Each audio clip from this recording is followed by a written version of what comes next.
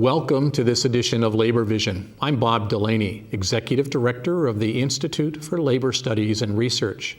Labor Vision, a production of the Institute, focuses on topics of importance to working Rhode Island families. We hope you enjoy this evening's edition.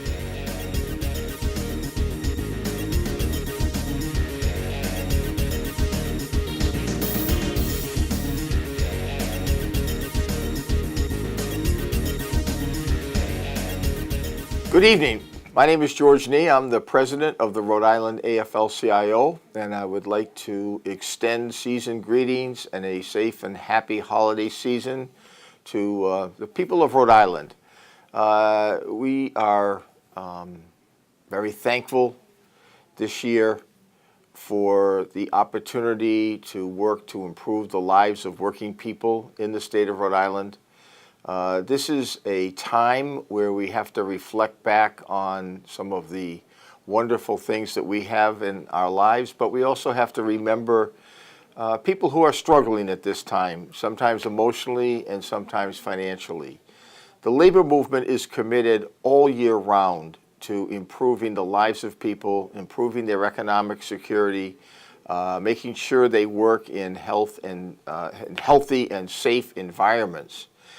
And we do a lot of charitable work, which doesn't get a lot of publicity, and we understand that because we're not doing it because we're looking to get publicity.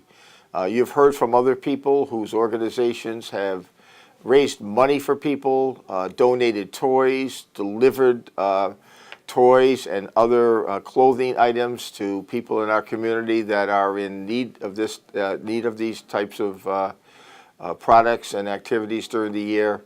But we do this all year round, and we're proud of that. And we are committed to making this a very happy, just, and productive place for people to work and live. So again, thank you for being part of the labor movement if you are, and we hope that everybody has a great holiday season. So I'm Maureen Martin, Secretary-Treasurer of the Rhode Island AFL-CIO. I would like to extend season's greetings to all of our affiliates and their members and their families. I hope everybody stays safe and warm all year. And I'd like to do a special shout out to my sisters in the Coalition of Labor Union Women. We're going to have our work cut out for us this year. I hope to see all of you soon. Hi, my name is Bob Delaney. I'm the Executive Director of the Institute for Labor Studies and Research. On behalf of the Board of Directors and the staff of the Institute, I'd like to take this opportunity to wish you a very Merry Christmas, Happy Holidays, and a happy, healthy New Year.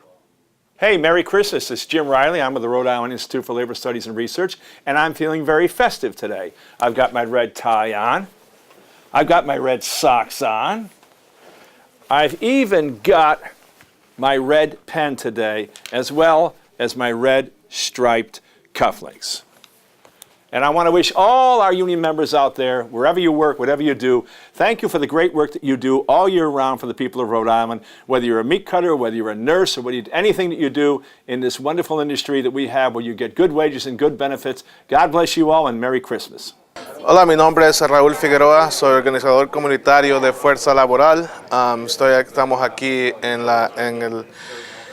la cena navideña, en el almuerzo navideño de Fuerza Laboral. Ya se ha convertido en una tradición. Estamos aquí en el Salón Comunitario de Navigant Credit Union, acá en Central Falls. Quiero mandar un saludo grande a toda la comunidad laboral de Rhode Island, a todos los sindicatos, a todos los líderes de los sindicatos y a todas aquellas personas que están día a día trabajando fuerte por la clase trabajadora. Estamos muy orgullosos y contentos de poder colaborar con todos ustedes, poder seguir trabajando juntos. Esperamos que el próximo año tengamos muchas victorias juntos y que podamos seguir luchando por la clase obrera de aquí de Rhode Island. Gracias, una feliz Navidad y un próspero año nuevo. My name is Raúl Figueroa. I'm a community organizer at Fuerza Laboral here in Central Falls. Today we're here in the community room at Navigant Credit Union. I just want to send a I want to say thank you to the entire labor movement here in Rhode Island. This year we had a tremendous victory when we passed a legislation to recognize workers' cooperatives here in Rhode Island. I'm looking forward to next year and continue to working together with all these amazing labor leaders, and I'm looking forward to learning from all of you and to continue working towards some more victories for the working class here in Rhode Island. Thank you. Hi, I'm John Burns from Rhode Island Council 94, and I want to wish everyone a happy holidays and this joyous holiday season. Hola, mi nombre es Shelby Maldonado, soy la representante de Central Falls. Le quiero decir Feliz Navidad y Año. Hi, I'm Shelby Maldonado, State Representative for the City of Central Falls. I just want to wish you a happy holidays and safe Christmas, and see you next year.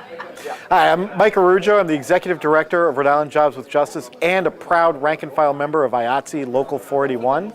I just want to say happy holidays to my brothers and sisters at Forza Laboral. 2017 was a year of big wins for us, from winning worker-owned cooperatives, legislation to anti-wage theft legislation, and most bigly, winning a reprieve for Hugo Mejia and the Painters Union. So looking forward to 2018, another year of big wins together. Solidarity. Hi, my name is Erica Hammond, and I'm from Rhode Island Jobs with Justice, and I would like to take this opportunity to wish all of you, your friends, and your family a safe and happy holidays. Hello everyone, happy holidays. My name is Scott Jensen. I run the Rhode Island Department of Labor and Training on behalf of Governor Raimondo. Again, happy holidays. Hope everybody does well, and in the new year, we're all very excited about keeping a good economy going where people who are working hard are getting paid what they should be paid. So from all of us to all of you, Merry Christmas and Happy New Year. Hi, I'm Tim Byrne from Plumbers and Pipefitters Union, Local 51. We'd like to take this opportunity to wish you and your family a very Merry Christmas and a happy holiday season, and hopefully a very prosperous New Year's. I'm Heidi Maldonado from Fuerza Laboral. I would like to take the opportunity to wish you and your happy and safe holiday season. Yo soy Heidi Maldonado de Fuerza Laboral. Me gustaría tener la oportunidad de desearle a ustedes una maravillosa Navidad y feliz Año Nuevo. Dios los bendiga. Hi, I'm Joe Renzi from the United Food and Commercial Workers Union, Local 328. I'd like to wish everyone a happy holiday and a nice Christmas, and thank you very much. Hi, I'm Bob Walsh, the Executive Director of the National Education Association Rhode Island, and on behalf of our 12,000 members here in Rhode Island, we'd like to wish you and your families a safe and happy holiday season and a very prosperous new year, and let's hope that in 2018 all your wishes can come true. Hi, my name is Matt Taby. I'm from Teamsters Local 251. I want to wish you and yours a happy and safe holiday. Some things that the Teamsters are doing, you may have heard, hopefully, is that we've been involved heavily with some toy drives. Our retiree chapters just did a toy drive for Casa Family Court program, St. Edward's Church, and then we helped with toys to Hasbro Children's Hospital and Rhode Island Hospital, and also we helped the NEA with the Gingerbread Express with the William Debate School. So we had a busy week of delivering toys, which a lot of our members do, and as delivery drivers and folks in the transportation industry. One thing to note, we've been dealing with UPS trying to increase the workload against the will of our members, and in our area we've been very successful in holding that back. So we're there both helping in our community, but also improving the lives of our members and our workers that deliver those toys and those goods. So thank you.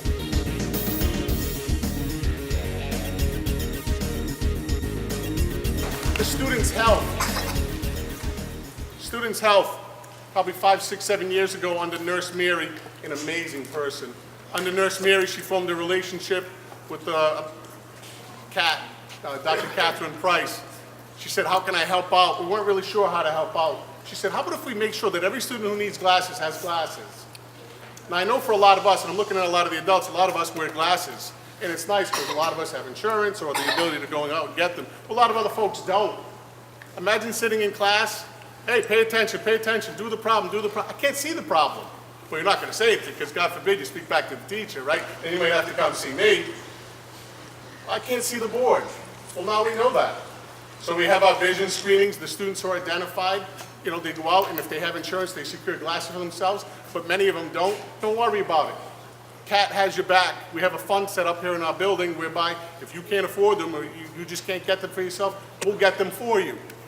So you see a lot of our students, throughout the course of this day, a lot of those glasses come from CAT. Hundreds of pairs of glasses. And if you've ever bought a pair of prescription glasses, not cheap, but we have that. Availability and opportunity for healthy foods. Nothing worse than seeing a child walk down the street with a can of soda and a bag of chips. I've seen it 1,000 times, so have you. Well, someone stepped forward, hey, Mr. Kern, would you mind if we put on a farmer's market here at your school? Can you run that by me again? A farmer's market right here at your school so that your families have better access to quality foods, healthy foods, fruits and vegetables. Farmer's market here at the school? Really? Yes. Absolutely. Let's have a farmer's market. All right, great. We'll set it up once a month. We now have that once a week here in this school. We're one of the few sites in the city of Rhode Island that has this farmer's market every week housed right here at this school. When the weather's bad, we're right inside. When the weather's nice, we're outside at dismissal. Every family has access. Is Eliza here? I think I saw Eliza. Eliza, she's very shy. Eliza Dexter Cohen came forward and provided that opportunity for our families. If they spend, every dollar they spend, they get a free dollar's worth of food. Amazing, great opportunities for our families. Community revitalization. If you've been coming here for a while, and again, I know most of you have, I don't know if you noticed, but the neighborhood has never looked so good. I can't impact that. Superintendent can't impact that. The mayor tries his best. Well, One Neighborhood Builders, Ownaville Housing Collaborative, millions and millions, now we're talking big numbers, millions and millions and millions of dollars have come into this neighborhood in the last several years. I've been here fortunately for all of it. When I first got here, Kossuth Street was either burned down or boarded up. As you leave today, take it in. It's not like that anymore. These are beautiful, affordable houses. Storefronts on Manton Avenue. I was over there the other day for a ribbon cutting ceremony. Principal of an elementary school over at a ribbon cutting for affordable housing. That's how tightly connected we are here in this neighborhood. Everybody knows everyone. Everyone works together to support our boys and girls and our families. They deserve it. We work hard, and they get it. Health Equity Zone. I don't know if anybody's ever heard of a HES grant. It's amazing. Millions of dollars of federal money gets funneled in to help neighborhoods such as this have better health opportunities. I can't even begin to list off the opportunities that our school has been provided under this grant, but it's housed out of One Neighborhood Builders. I don't know if, is anyone here from One Neighborhood Builders today? Jennifer Hawkins. I'd like to thank them. Ms. Morgan, one of our parents, Ms. Morgan, most of you probably know Ms. Morgan.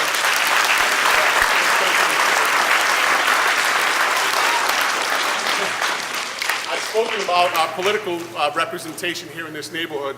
When I first came here, I knew names. I kind of knew a little bit about positions. I didn't really know people. People didn't really know me. Council President Matos, Councilman Correa, I see them all the time. We always work together. What do you need? What can I get you? The playing fields here at the park, the revitalization of the playing fields, amazing. This gym, and that's just the beginning. We have community police watches that exist in this neighborhood. It's housed right out of our cafeteria, and on and on and on. The mayor's commitment to our schools and technology upgrades, amazing. The superintendent's support of not just our school, but all 40-something schools in this district with the tremendous challenges that we have. A tireless job. He asked me a question this morning, I started to complain a little bit, and I said, oh my God, I'm worried about one school. He has 40-something schools, 20,000 students. I have 400, 405. So with that kind of leadership and support, I can never thank you enough. Thank you.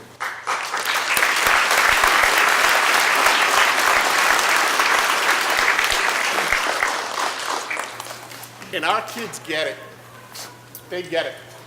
You know, we've had quite a few natural, like hurricanes and tornadoes and things like that that have impacted the country.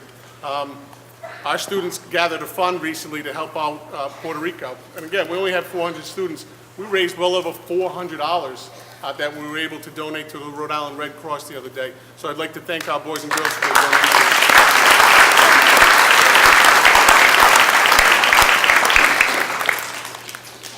Our school also has private donors. People just vote, hey, Brent, I'd like to help out. I'd like to help out. You know, how can I help out?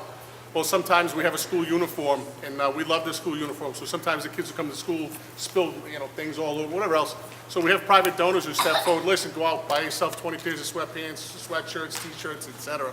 So not only has Miss Cat brought thousands and thousands of dollars into our building, Nurse Mary's son last year forwarded a check for over $500 that was matched by his company.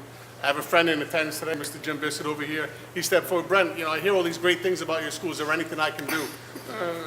Money? And he said, no problem, I'll have a check to you. I'll have a check right to you. He had a check right to me. So I really appreciate that. Thank you.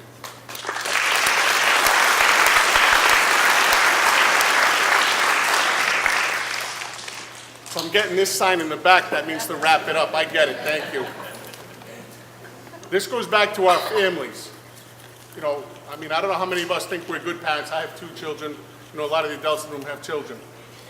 Our faculty and staff. And I'd like to believe I'm a good parent. I try hard. It's not easy, as we all know. But I'll tell you what, and I've said this before in this particular audience, I've learned so much from our families, it's unbelievable. It's unbelievable how much I've learned from our families. You'll see our kids get dismissed at the end of the day. The mother's out there holding a baby. The kid comes out, a jacket, a hat, a scarf, gloves. It's only like 50 degrees out. They go up and there's a hug and a kiss, and then they all hold hands and walk off. I can't tell you the last time I got my child from school. I did attend a basketball game the other day. Don't tell my boss. Don't tell my boss. I've learned so much from our families. They give every single thing they have to their kids. The number one thing is love and attention. And they are the foundation of our school. They are the backbone of our school. So with everything else that I mentioned in the last 20 minutes, and I do apologize, it goes back to our families and their kids. If it wasn't for them, we wouldn't be who we are. So thank you to our families.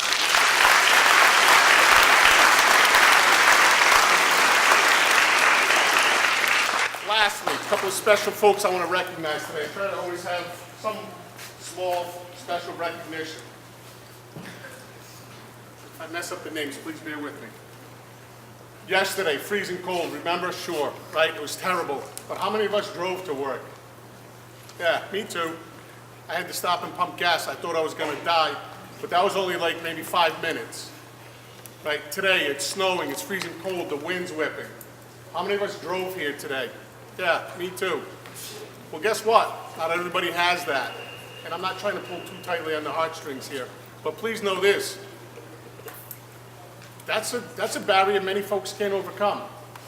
So what happens is a lot of kids don't come to school because the weather's horrendous. I'm not going to go out there right now and walk you to school. Honey, why don't you just stay home and watch cartoons, eat cereal, and have a great day? Okay, that's easy. Mom, I want to go to school because I love my teacher. I love my school. I don't know what to tell you then, honey. Mr. Kerman, I know you're sending me these letters about how I have to get my kid to school, Rhode Island state law, blah, blah, blah, blah, blah, blah. Mr. Kerman, I don't know what to tell you.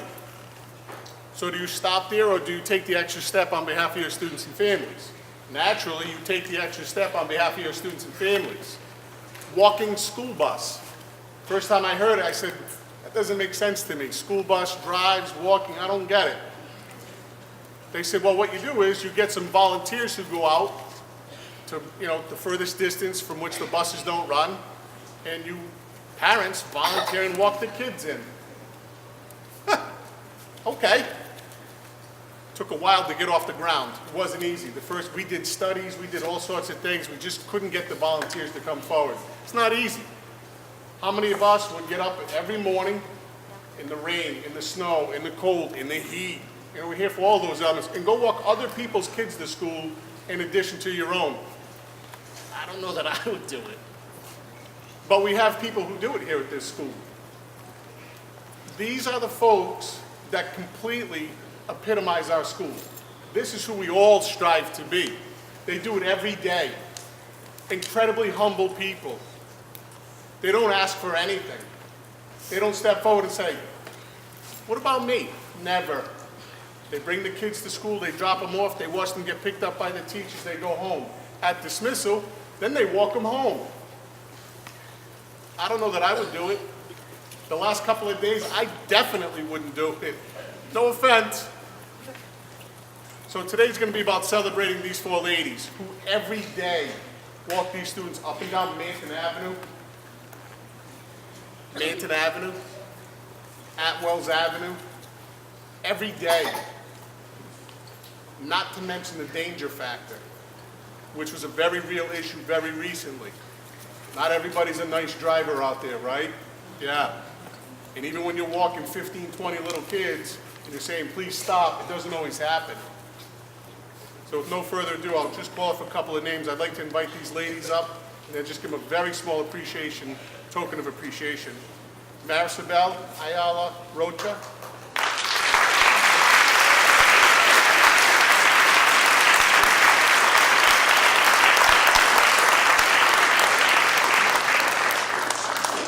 Oliva Santiago.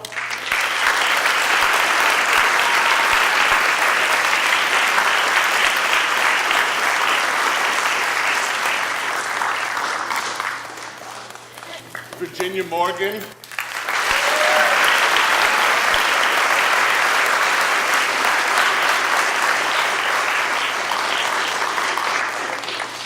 And Miss Yuseli Mendoza.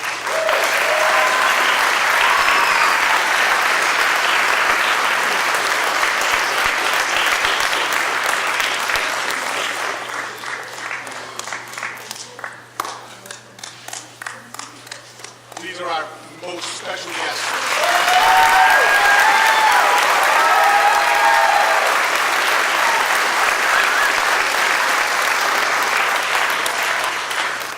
This is dedication. This is love.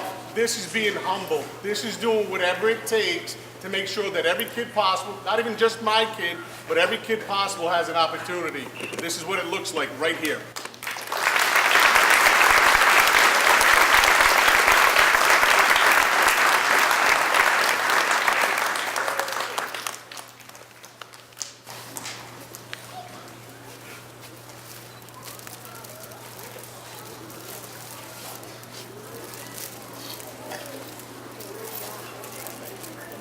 Thank you, ladies.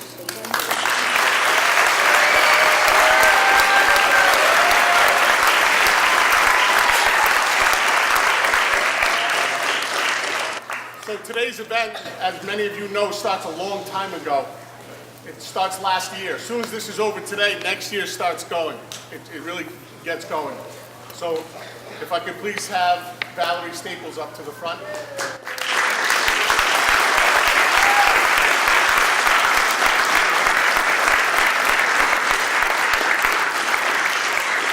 When you think about the expression a labor of love, I would imagine this has to be exactly what people are referring to. Always smiling. What else can I do? Did anybody else new show up to your school? Do you need anything else? Next year, what can we do? Just on and on and on. Amazing, Valerie.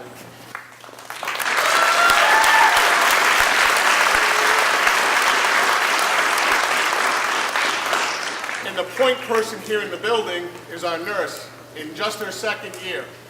And when I tell you, a school nurse these days in an environment such as this sees it all. I talk to Nurse Jackie sometimes, she's like, am I doing all right? Am I in trouble? I'm like, Jackie, I don't even know what you're doing. Because she's doing so much, all day, every day, so conscientious, ultra professional, and the time and effort that she's taken in addition to all of that other stuff to make sure that Gingerbread is a success. I can never thank Nurse Jackie enough.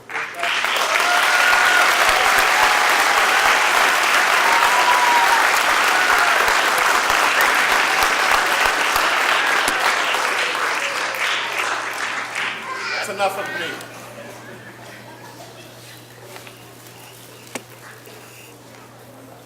At this time, you want to talk about lucky. So we were originally going to have the Manton Avenue project group come over here and put on a presentation for the reading of the Gingerbread Express, Gingerbread story. But they're involved with Trinity Reps A Christmas Carol right now. Our students are actually performing at A Christmas Carol or at the Trinity Rep. So they have more than their hands full, okay? So now what? And this is very recent, so now what? I don't know. Nurse Jackie, now what? Maybe the major could come over and read. I said, the major? So you're gonna invite a major from the Providence Police Department, kind of busy, to come over and read? She's like, I guarantee you he'll do it. He'll do anything for us. Here he is.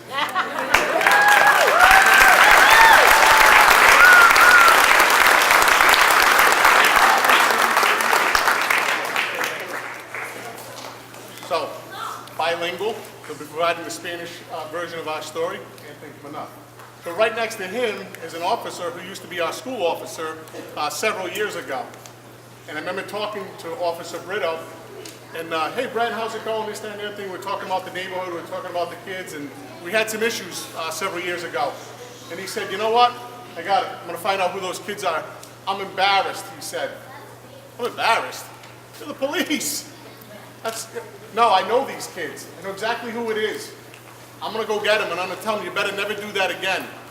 He said, that's the way we police now. We build relationships, we make connections. We let them know that we know exactly who you are. I'll tell you exactly who I am, and you better not disappoint me. Imagine that's the police. So how fortunate are we to have that kind of relationship with the police and for the police to engage with our community like that? So our other reader today will be Officer Taylor Brito.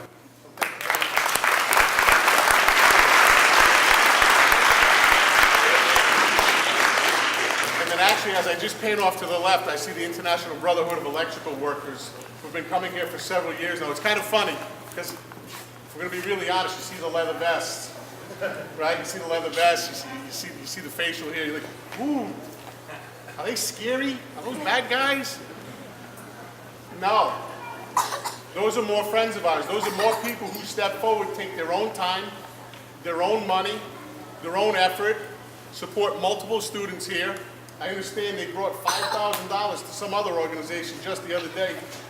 They're just like you and I. Maybe even better, if we're going to really be honest about me anyway.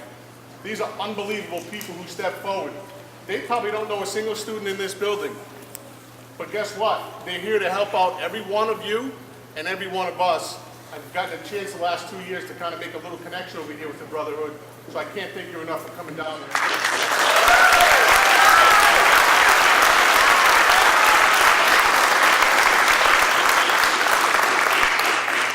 I'm right though, right? You see the leather vest, you see the facial hair, oh my God. They're normal people, they're great people, and we're very fortunate for that. Thank you for joining us for this edition of Labor Vision. We appreciate your input and encourage your comments. Labor Vision can be seen on this channel 3 times each week, Tuesday at 7 p.m., Thursday at 8 p.m., and Saturday at 5 p.m.